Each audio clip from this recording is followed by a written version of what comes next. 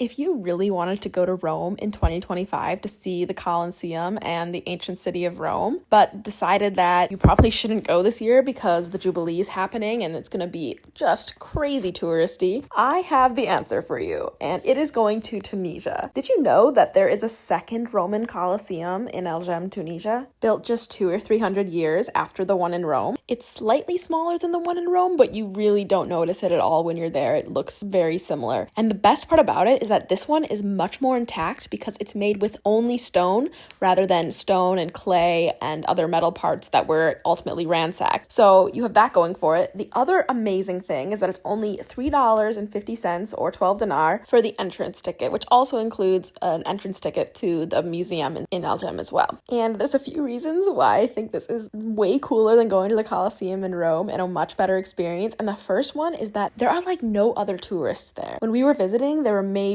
20 other people there around this massive plane at the same time as us. So it felt like you could really immerse yourself in the space. The other thing is that you just get to walk around the Colosseum freely. You're not taken on a guided tour. You don't have to stick to one small path. You can go in the bleachers. You can go up 5 or 6 different levels this thing has. You can go underground and see where I think the gladiators waited before the fighting started.